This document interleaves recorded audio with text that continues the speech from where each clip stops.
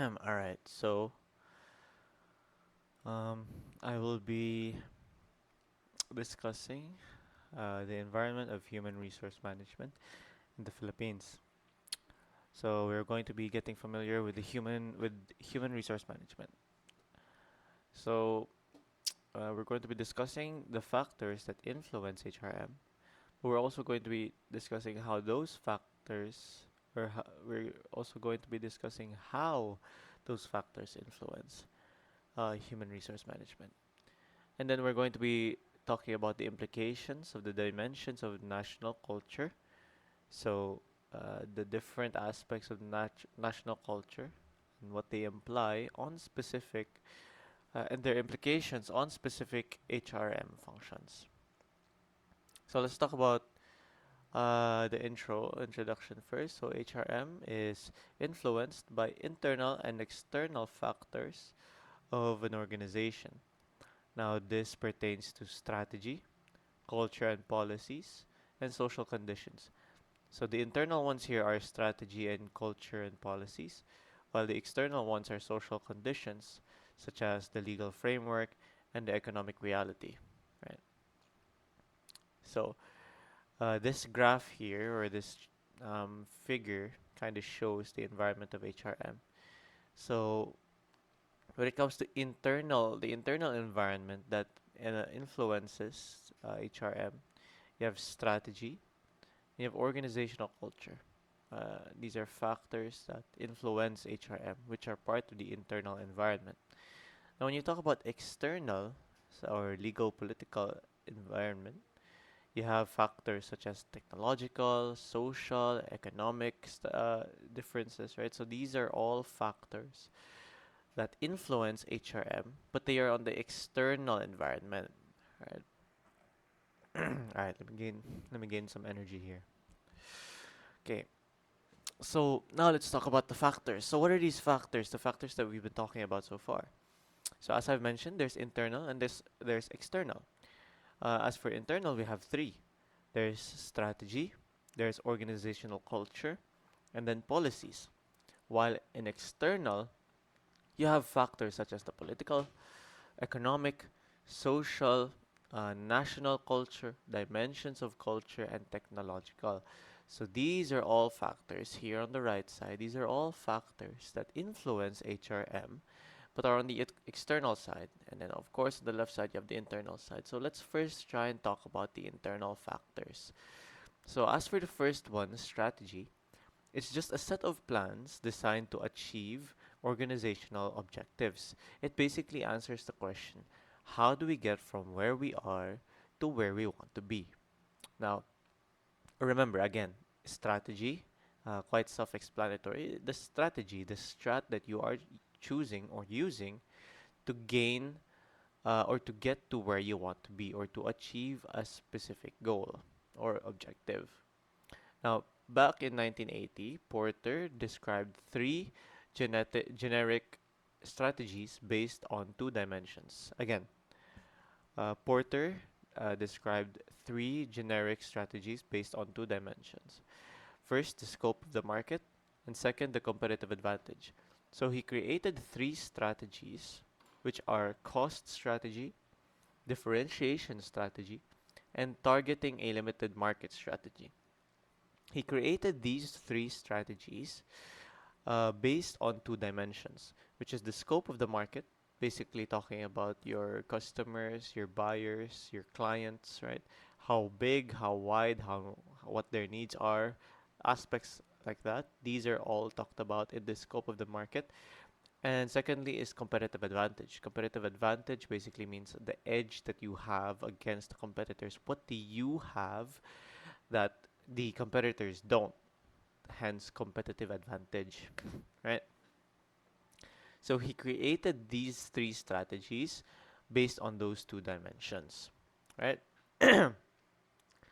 So let's first try and look at HR practices under cost and differentiation strategy here. So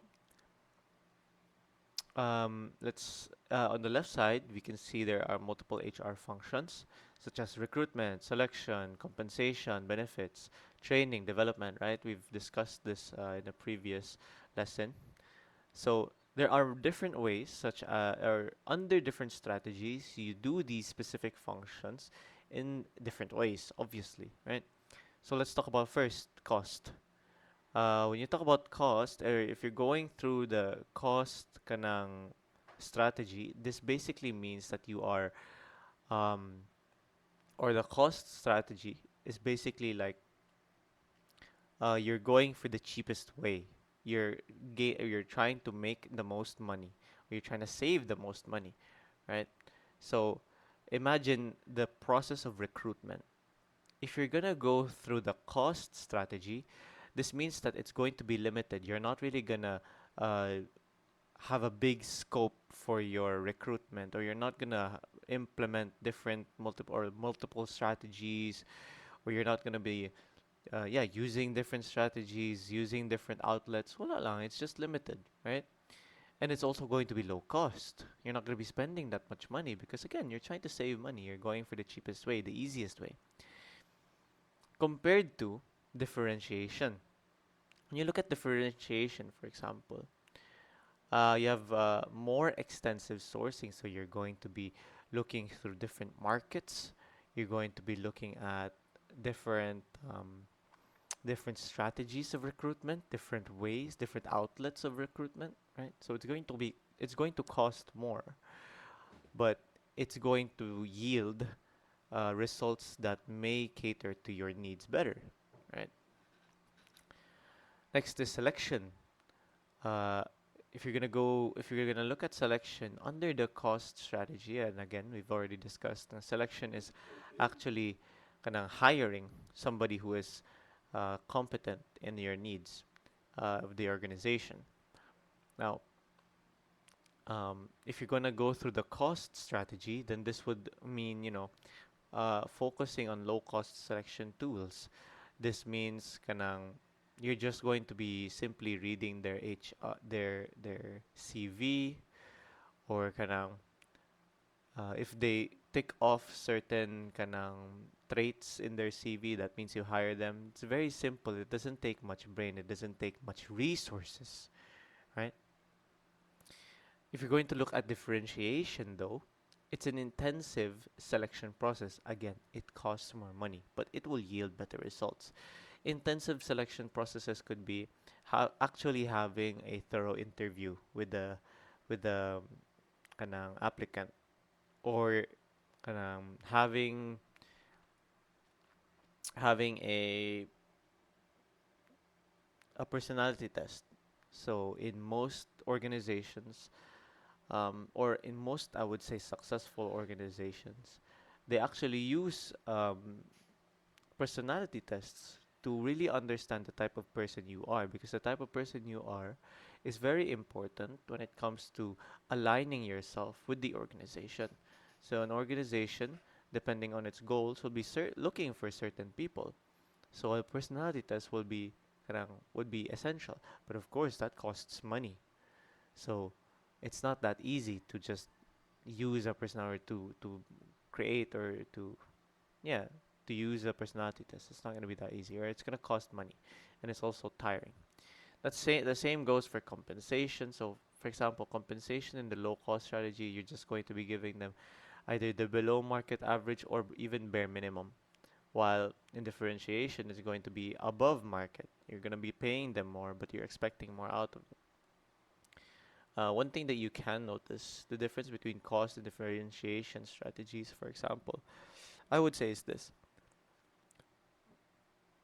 If you're going to be hiring normal everyday work, let's say for example customer service and other jobs like that, you're going to be most likely using cost strategy, because you're not really looking for specific and kanang you're not going to be looking for specific skills. You're going to be looking for people who are easy to train, who can attain skills and certain aspects easier, right?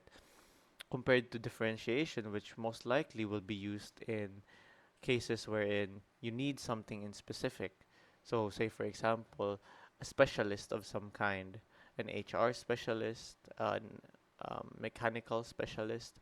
These are people who are most likely going to be under the differentiation strategy. After that, you have benefits. So benefits, for example, they're going to be focusing mostly on legally mandated benefits. This is for cost. So legally mandated benefits, of course, anything that is legally mandated, anything that is required by law.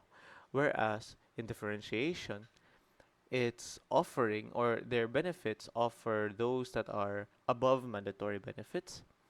They're aimed at maintaining skilled and highly innovative employees. So it's actually kind of, in a sense, qualitative because it takes into account the type of employee you are and what motivates you as an employee to have you attain or achieve certain goals, right?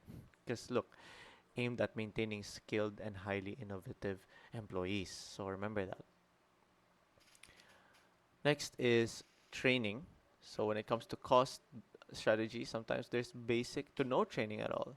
Whereas in differentiation, it's extensive and intensive training you to really make sure that you have understood and attained the thing that they need from you. And then development, of course, basic to no developmental efforts, while differentiation, extensive and intensive. So let's move on.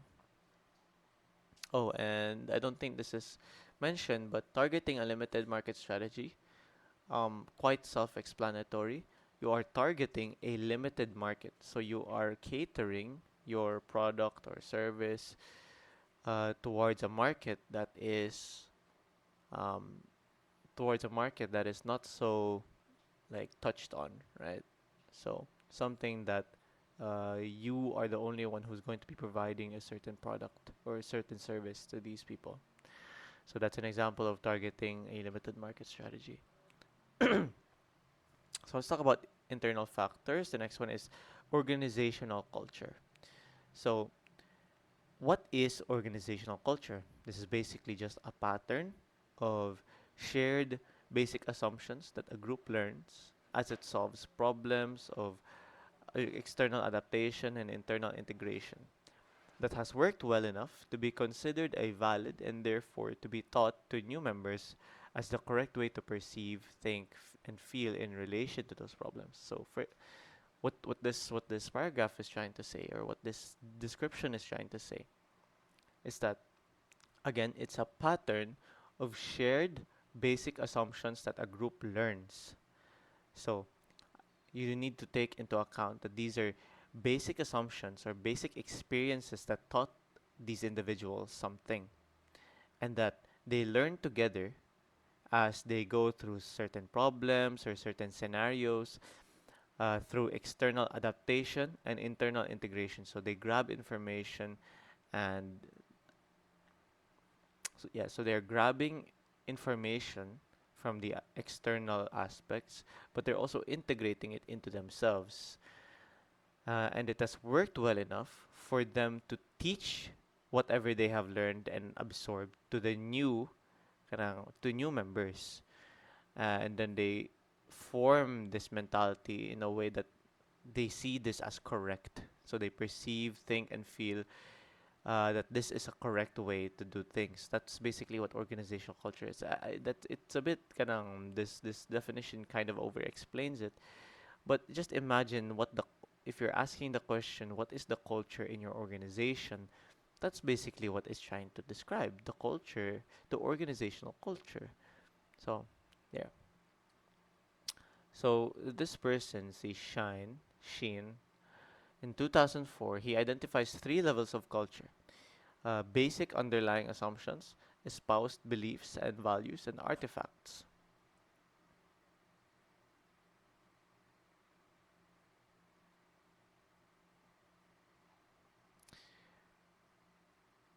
It doesn't really explain, but yeah, underlying basic underlying assumptions. Um, these are assumptions that are basically somewhat unspoken that are part of the organization culture. Um, there are espoused beliefs and values. So these are things that they believe. These are things that these are stated and clarified things that they believe and say and uphold. And artifacts. So artifacts is just anything that is an object that is that has some sort of cultural value to the organization. HRM is influenced by corporate culture, and it is important to nurture this culture. So again, HRM is influenced by corporate culture or the culture of the organization, and it is important for HRM to nurture this culture. So for an applicant to stay long in that organization, there must be a fit between the person and the organization.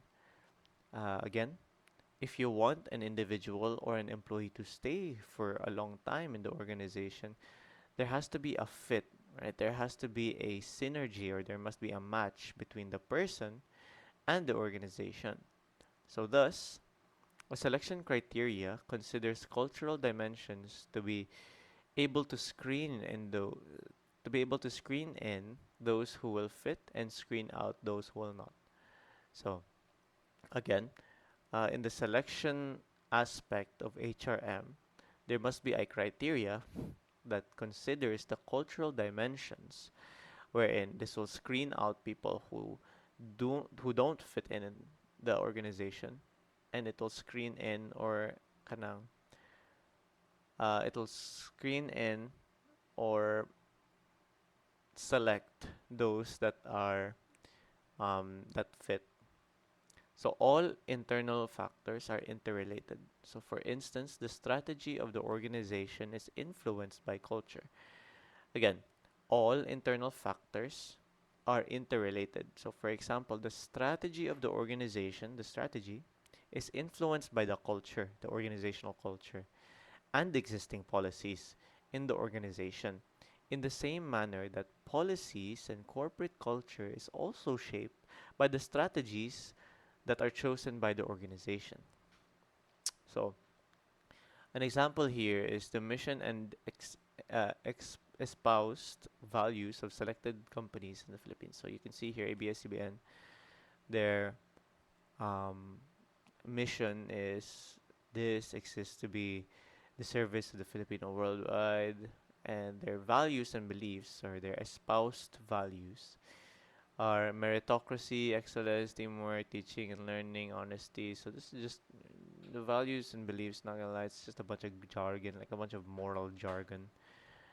And then, but mission is where it's mostly kind of the goal and what the company is trying to accomplish and what they're not necessarily their end goal, but what they're constantly striving to be.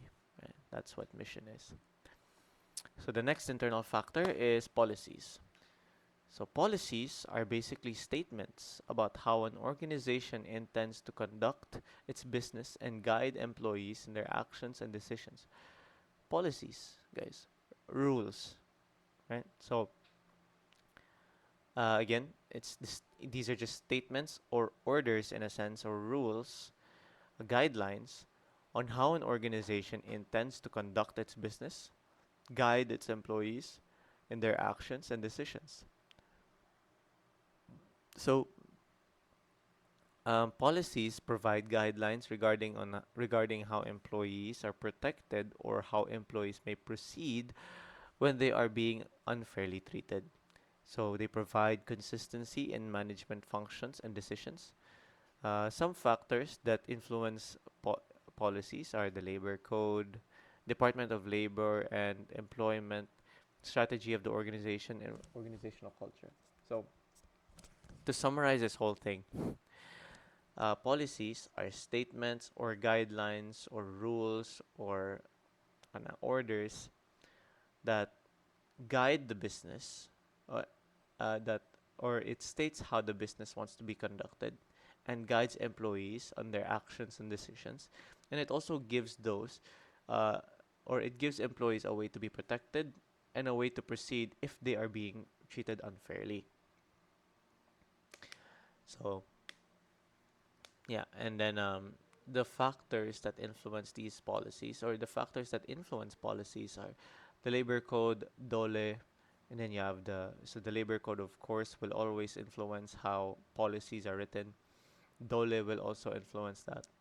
But the strategy of the organization, how the organization wants to achieve a specific objective, will influence what policies there are, as well as the organizational culture, what the people in the organization are okay with, their their way of talking to each other, their way of chemistry, their way of relationships, right? These are factors that influence policies.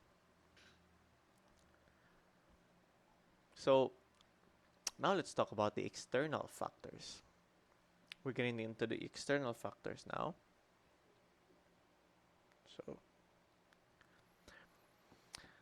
um, first is political.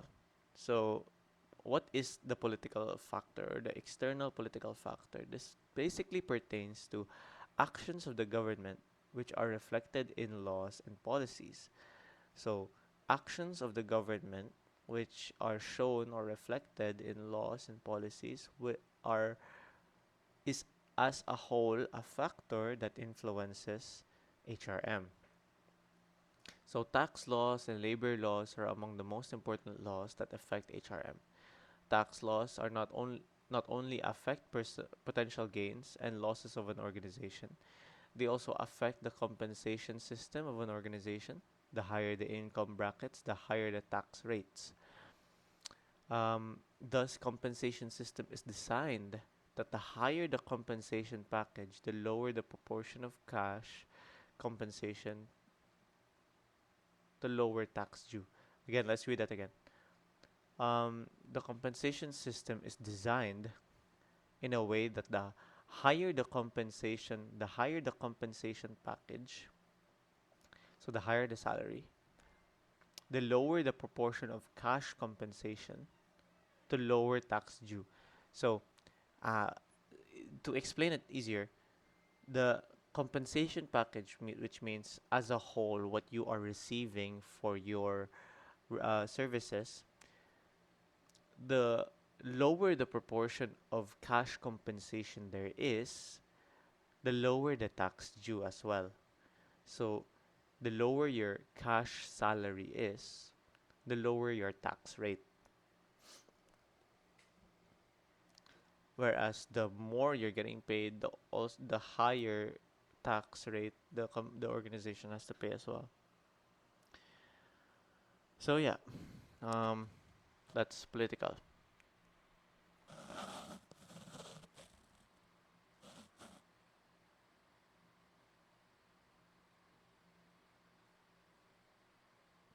All right.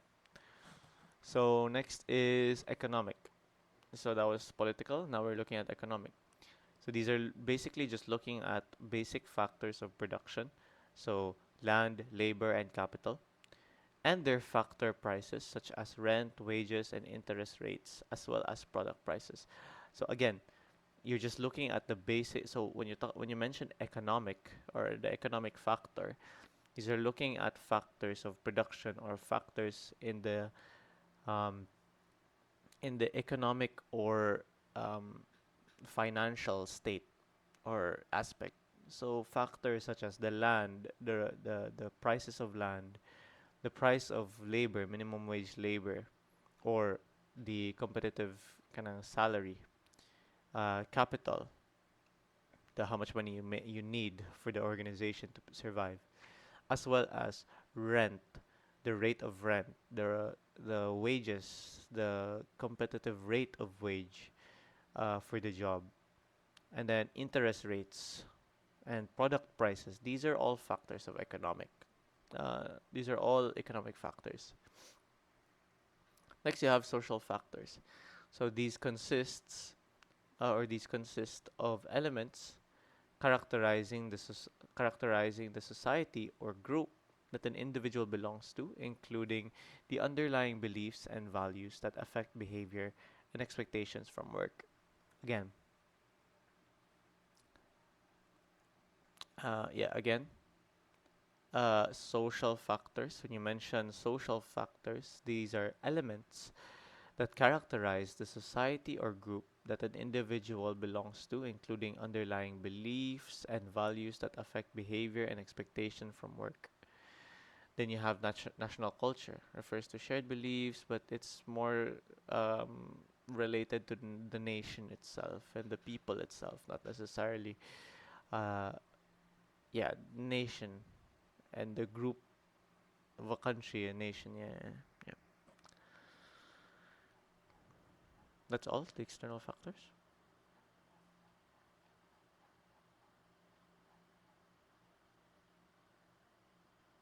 National culture, dimensions of. Okay, so dimensions of culture. Well, now let's talk about dimensions of culture. Under dimensions of culture, there's a lot. So let's talk about each one of them. So this is from Hofstede, and it's identified by Hofstede in his book, Culture Consequences: International Differences in Work-Related Values. So power distance, basically. So the first one is power distance. This describes how society accepts inequality in social situations. Such acceptances from inequality is defined from below and not imposed from above. So to make this easier to understand, it's inequality does not mean unfair. It just means that there is an imbalance. So a place of high or a culture with high power distance, for example, would be describing for like we can use the Philippines as an example.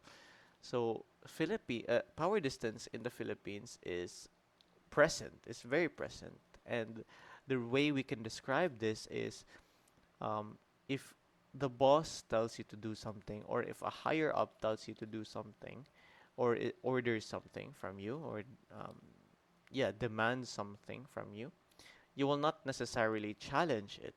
The same way, if they are presenting something that you believe is wrong, you cannot challenge it because that is seen as disrespect. This means there is a high power distance compared to countries such as those in Europe, wherein there is a low power distance. When you mention low power distance, this means that they can talk back, they can actually reply. Um, they do not take it as disrespect. These are places of low power distance. Next is uncertainty avoidance. From the name itself, you are avoiding uncertainty.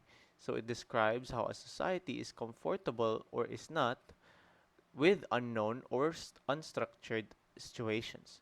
So it is not risk avoidance, but the degree of tolerance for ambiguous situations. So when you talk about uncertainty, uncertainty means you don't know. Um, it's a bit of a surprise. It's ambiguous. It's a bit vague, right? So when you talk about uncertainty avoidance, it measures the level to which a society or a culture is is comfortable with uncertainty or with ambiguous situations. So a place, if an organization has a high uncertainty avoidance, that means they rely heavily on structured, planned work, whereas compared to those with low uncertainty avoidance, wherein the organization works mostly on creativity, something new. They are open to different experiences and things that they are not familiar with. That's what uncertainty avoidance is. Individualism versus collectivism, their values are different, right? So it describes how individuals in a society are bonded to groups. So at the individualist end, individuals tend to their own, while at the collectivist end, individuals in a society are part of the group that looks at them or they can lean on for guidance and protection. Um, yeah, again, at the individualist end, individuals tend to their own, while collectivist end, individuals are part of a society and group that looks after them or they can lean on guidance. So, in an individualist culture or society, they mostly prioritize themselves and they look after themselves, whereas in a collectivist, they see themselves as part of something bigger, a bigger group, a bigger society, wherein they work for, work towards, and rely on. So, yeah. Then you have masculinity versus femininity. So this describes to which degree a society exhibits traditional male or female roles. The characteristic of being assertive, ambitious, and achievement oriented is at one end of the continuum, while the other end is being modest, caring, and nurturing. So we can somewhat consider the masculinity versus femininity. Of course, these are different external factors, right? Or these are part of the kind of dimensions of culture that influence HRM. Now, if you take an organization that is highly masculine compared and with low femininity, this would mean that they are more assertive, more ambitious, and achievement oriented. So this could be, say for example, those corporate or those organizations or corporations that are, let's say, financially focused. So you could even say that it's more applicable. The masculinity aspect is more applicable to to the corporate world, wherein being assertive, ambitious, and achievement oriented is what is prioritized. Whereas, for example, when you look at um, factors such as schools, hospitals, things that or areas or environments or jobs that really focus on the nurturing, modesty, and caringness of the individuals associated with the organization, this may be close to femininity, right? So that's basically the main difference. Long term versus short term orientation. Uh, it describes whether or not individuals in society focus on the past and present or the future. So long-term end of the continuum corresponds to Bond's Confucian dynamism. So includes values, hard work, perseverance, thrift. On the other end, values include respect, tradition, responsibility. So long-term versus short-term orientation. It's basically asking whether the individuals in a society or in a culture are more focused towards the long-term end of the continuum or the long-term effects or the long-term goals or the short-term previous or like let's say for example the present and past, right? So if you look at for example or there are some cultures and societies that focus more on hard work, perseverance, and thrift. So they're always focusing on what on the future. They're always thinking about their safety for the future, their kind of their ability to survive in the long run. Whereas on the other end, there are societies or cultures that put more value or they prioritize tradition or respect for tradition, their personal stability, and respect for social obligation. So these are more kind of short-term values because they're not really thinking about the future. It's more so the now and the past. So lastly, you have indulgence versus restraint. So the degree to which a society would the gratification of desires allows the gratification of desires to enjoy life and have a fun a fun on one end versus control on such desires such as strict. So indulgence versus restraint, how much a society or culture allows a allows a yeah the degree to which a society allows kanang or is more compliant to allowing individuals to partake in gratificating desires, or is it more so on the other end wherein they're very strict, they're very goal oriented, they think that fun is a kind of commodity and not something that is easily attainable. So yeah, indulgence versus restraint, and basically the same thing. I'll probably read that on my own time. But okay, so lastly, you have external factors, or sorry, lastly, you have technological factors. So the use of social media in recruitment application is also on the rise. So when they say technological factors, these are basically just factors that have anything to do with technology. So the use of social media in recruitment, selection has benefited from computers, such that screening of applicants has become faster through online screening of resumes, right?